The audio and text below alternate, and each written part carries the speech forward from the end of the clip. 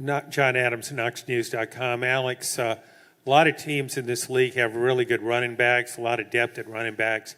You don't really have that in terms of proven running backs. What are you looking for from this group, and how optimistic can you be at this point? Yeah, I think we walked away from spring saying that we are still trying to figure that out. That was one of the big question marks for me.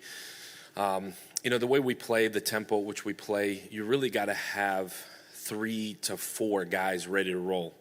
And by ready to roll, I mean ready into a game, guys that you're going to play. 3 that are legitimately playing, and a 4th and 5th, hopefully, that are with you on special teams.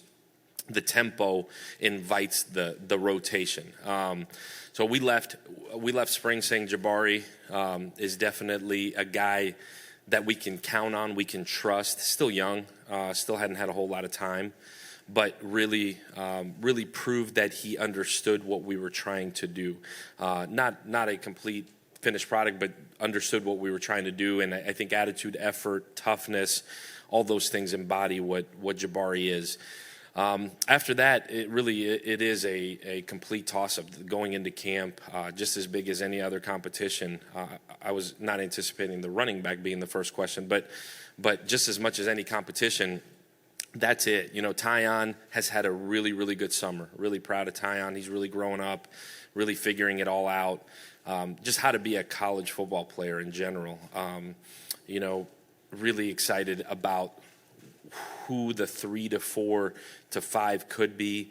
I think the next week and a half to 2 weeks will really tell us that. Jalen Wright has had a really good summer. He showed a lot of promise this spring. Knock on wood, we keep that group healthy and let it kind of play itself out. But you're dead on. These next couple weeks are going to be really, really big there.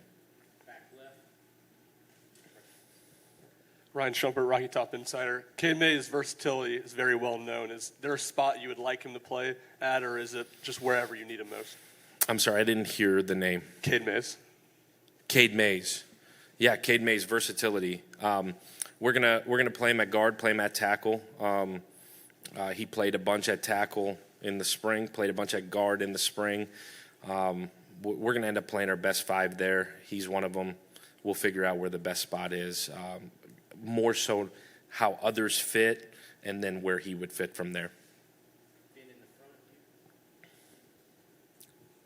Just what are the most important traits that a quarterback is going to have to display over the next couple of weeks to win the starting job? Yeah, it's a good question. Traits from the quarterback: the ability to run, manage the offense, be really, really efficient, give us the best opportunity to score. I know that's a little bit cliche in a lot of ways, but you got to be able to operate within the system. We are different. We are unique in how we play. We are really, really down to the wire here now. We're 30 days out from playing.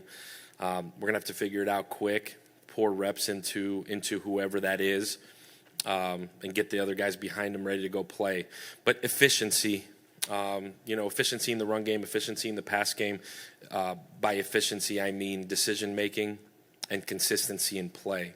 Consistency is really the word throughout the offense in general. Consistency, stringing days together and allowing the coaches to trust in them and allowing their teammates to trust in them. But decision-making, consistency, help if we could push the ball vertically down the field.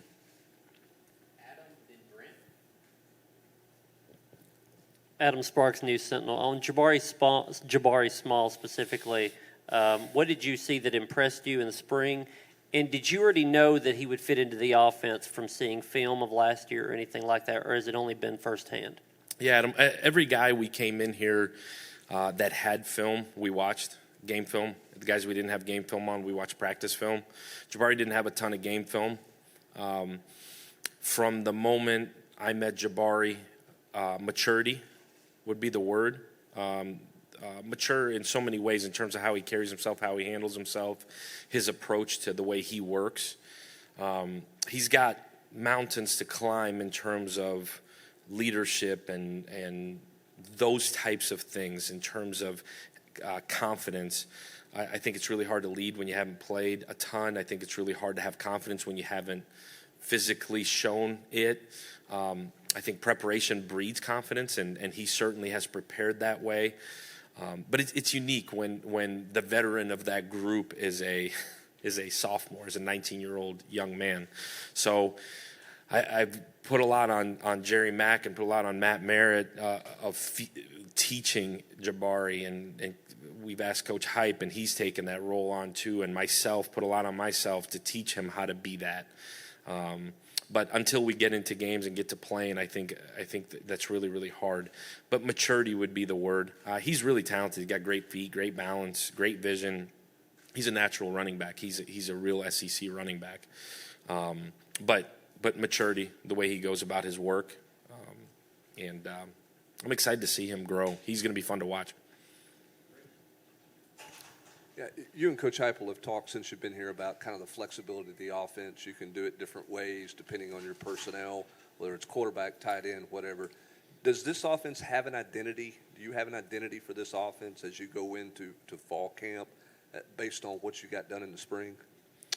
Yeah, absolutely. I think we came in and because we were so different schematically, at least what we hoped to be, so different than what it was here. I think we had to kind of create that identity a little bit, and not a big slogan guy, acronym guy. We use one word, attack, and attack legitimately from an outside looking in. What attack means, and it can be quantified, but what attack means is playing harder than your opponent for longer, and within that is the tempo. Within that is how we play. But in terms of the actual plays and what we do, the kids understand the identity. We're going to line up really fast. We're going to play really fast. We're going to communicate extremely well. We're going to play harder than our opponent for longer. That is a daily battle, just like the culture we're building, just like what we want our team to resemble from the outside looking in, from the inside looking out. The identity of our offense is something you're fighting for every day. Starts with playing harder than your opponent for longer. The tempo, the pace at which we play, that is the identity. Having fun is the result of that, and I think to Coach Hype, that's so big that we are positive, that we enjoy what the kids enjoy what we're doing. We as coaches enjoy what we're doing. And to be honest with you, we haven't like truly faced any adversity as an offense or a defense, really as a team, that would make us really overcome a whole lot of hurdles yet. We have as coaches and as we've navigated our way through since we got here at the end of January, but as a team, that's what I'm excited to see. I'm excited for it to be hot. I'm excited for guys to be tired. Excited to line up in a scrimmage with nobody in the stands and things get really hard and see how we overcome that. We've had that a little bit in the spring, and guys individually have had some situations, but I'm excited for it to get hard and see what those tests look like before we line up on September 2nd. That, for me, is what I want to see in the next couple of weeks. Hey, Alex, Patrick Brown with 24/7 Sports. With your group specifically, with the tight ends, with Austin Pope not being available, how does that sort of change your thinking, and does it mean you guys have to maybe get a freshman ready, maybe like Miles behind Princeton Jacob? Yeah, Patrick. Losing Austin, I think we in some ways we're getting close to prepared for that. He missed some time this spring. I kind of looked at him as a bonus in a lot of ways, being a veteran guy that's played a bunch. So unfortunate. To me, more than what it is to our offense or what it is to our room, I hate it for him. And that's not cliche coach talk. That's real. Like, there's a guy that's really bled orange and white for a very long time, worked his tail off to get back to being able to play. And, man, I don't know another way to put it other than it sucks. Sucks for him, sucks for our team.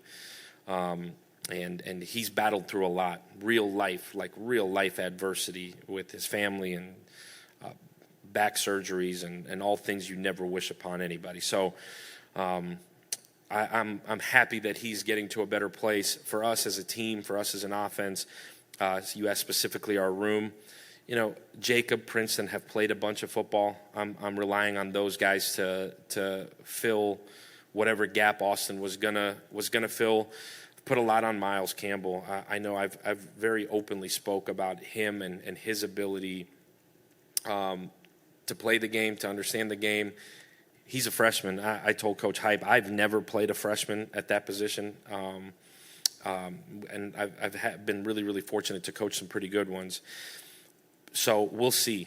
The next 3 weeks for Miles will be huge. The next 3 weeks for Julian will be huge, and we'll kind of see. Hunter Salmon has got to step up and play some in there, and we'll end up at the end of the day. We'll be all right. We'll play the best 11 guys, and we've made it work before. But the hope is that Miles can take the next step in the next 3 weeks, and I'm okay with putting that on him. Jimmy Himes with the Sports Animal. 2 questions. Who is your most accurate passer? And secondly, running a high-octane offense, do you think it could perhaps mask any of the deficiencies you have on an offensive line? Man, Jimmy, loaded questions. Most accurate passer. I don't know. Joe wasn't here in the spring. Be really curious to probably answer that question in about a week and a half. Probably not even fair to answer among the other 3 just because the spring was so heavy installation and so heavy learning the offense. And us getting here, really we didn't get going with those guys till the middle of February. And so I don't think it's probably fair to answer that. And I'm not hiding from the question. I really couldn't tell you the answer to that. I could probably tell you arm strength, or I'll probably reserve judgment on that as well. But I have a better feel there than I probably do truly accuracy. Coach Heupel, probably the strongest arm in that room. Also the only lefty. But in terms of, what was the other question? I got me rattled there. Yeah, could it hide deficiencies on the O-line? I think you can hide deficiencies on the O-line. I think more than hiding deficiencies on offense, I think the tempo, the spacing more so exposes deficiencies on defense. I think that's the reason behind we do what we do. Exposes deficiencies.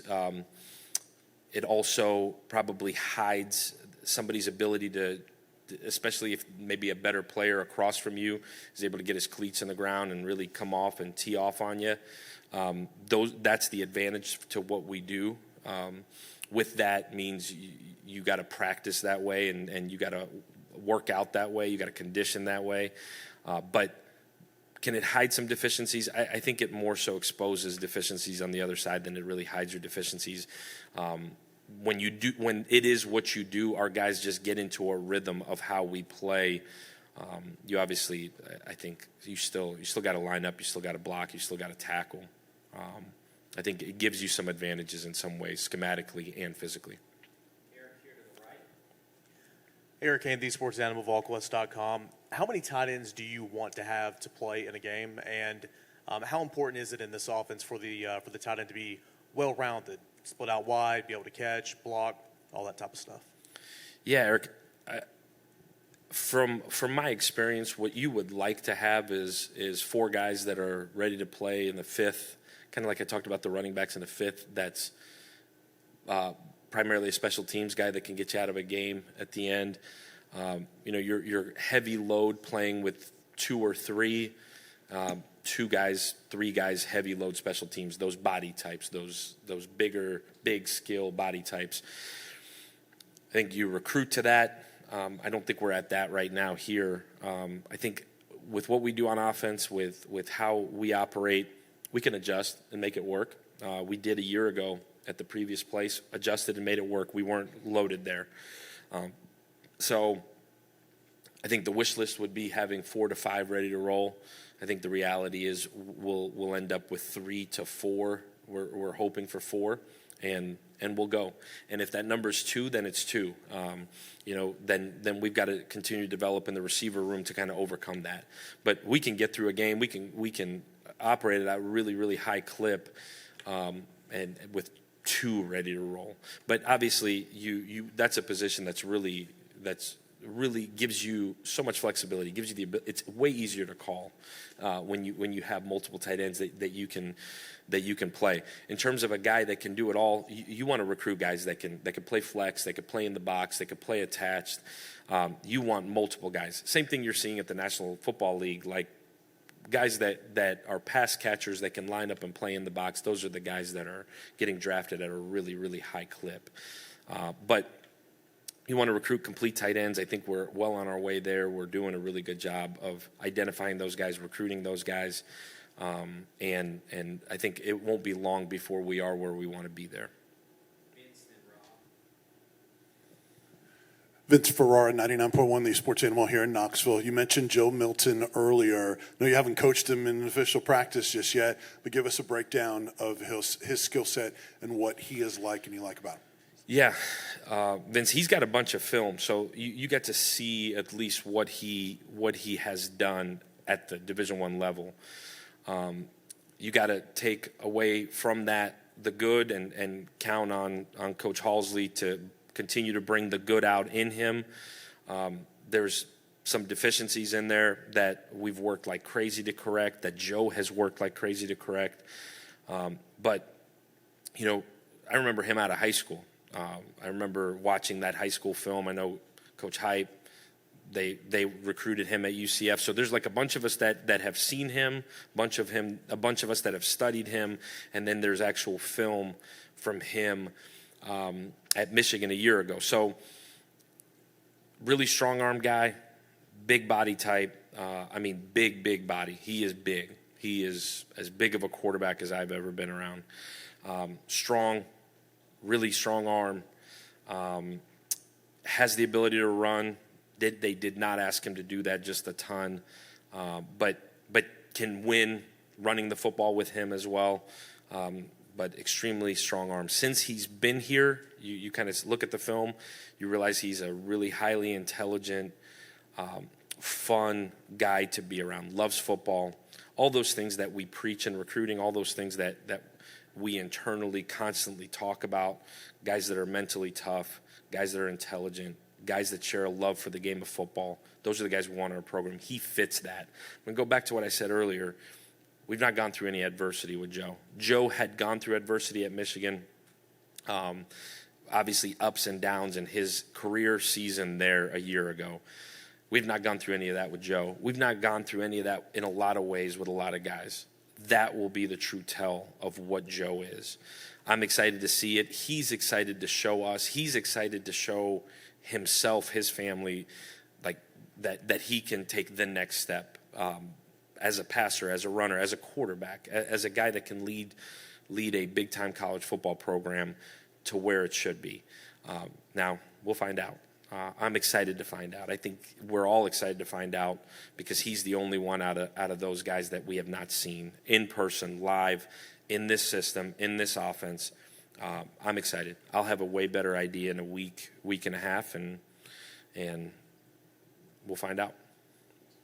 Rob Lewis, VolQuest.com. Coach, staying with the quarterbacks, is there a sense of urgency in establishing a pecking order so you can start divvying up the reps in the way you want to, so the guy that, the first and second guys get the bulk of the work in practice? Absolutely. To me, there's a huge sense of urgency. You want to start to shape the offense towards who that guy is and having a plan for who the next one is. Because you got to prepare. You got a plan A, and then you got to have a plan B. And this COVID thing's still real. You got to have a plan C. And so maybe a plan D even. So I would like to get a pecking order as fast as we can. We're going to give all of those guys a really honest, fair shake at this thing early, and then the pressure's on to at least get your top two to a point where you can start to split those reps, and we'll have a really good idea. Like I said, week and a half is my goal, to at least have a top two, maybe three, narrow down to a top two, and the neat thing for me as the offensive coordinator is Coach Hype has been through it, done it. I've really leaned super, super heavy on him in that regard to help with that part of it. And Joey Halsley has been right at his side for a really long time with it. We talk about it daily, just like you guys talk about it daily. But for me, for us as an offense, I think the faster it happens, the better. Now, when it gets announced and all that, I think that would be obviously up to Coach Hype. And if I had it my way, nobody would know till we rolled out on September 2nd. I don't know if that's possible or not here. Seems to be not. But I have learned that. So I won't answer the question when it comes up. It'll have to get leaked out. Bill, that's on you. USA Today Network. Alex, what's your philosophy on two quarterback systems? Yeah. I guess, Blake, the best way I can answer that is we're going to play the best 11 guys we got. And generally that's one quarterback in there. I think you can certainly play with two. I've done it. I've been around it. Coach Hype has done it, has played with two. I think we're going to play the best 11, and then everybody else that earns our trust and deserves to play, we're going to fight our tails off to play as well. So will there be two quarterbacks playing in a game? I would probably bet there certainly could be. There'd be three, like that would probably be a stretch. But to me, I would love to have one guy you can hang your hat on and you can really build this thing around. If there's another one that deserves the opportunity to play, we'll certainly do it. But I truly believe that. Last question, Joe, in the middle here. Yeah, Joe Rexford, The Athletic. Actually, Rob and Blake both asked questions I was going to ask you, but also on the quarterbacks. You mentioned adjusting the offense to whoever maybe gets the job or gets more reps. How much difference in the skill sets are we talking about here? Yeah, Joe. I mean, there's obviously athletically different skill sets, ability to throw the ball down the field, different skill sets. In terms of what we do from a big picture standpoint, tempo, splits, how we operate from play to play, how we operate situational football-wise, most of that is a system that you're trying to fit a guy into. In terms of the actual plays, in terms of how you can gain an advantage, you're going to tailor it specifically to a guy's skill set. You look at, like, at least in the recent history, how a Dylan Gabriel is different than a Mackenzie Milton, and like in Hype's pedigree, a Drew Lock is different than a Mackenzie Milton. You can look at it a bunch of different ways, but guy that can give you an advantage running the football, you would game plan drastically different than a guy that maybe cannot, that can't get you out of trouble with his feet. So truly athletic ability, ability to run the football. Can that quarterback be an extra guy in the run game for you? Because that is drastically different. And if he can't, you plan it out different. And we have the ability with how we operate in the run game, how we operate in the pass game to adjust it. But again, the faster you can get to that, the better, because you start to build it that way, and your skill guys get to catch the ball from one particular guy or two particular guys, and even the O-line hearing it from the same guy in a rhythm over and over again. And at the same time letting that guy screw up and me having a feel for what that guy likes, all those things factor into how you play a game. So we'll see.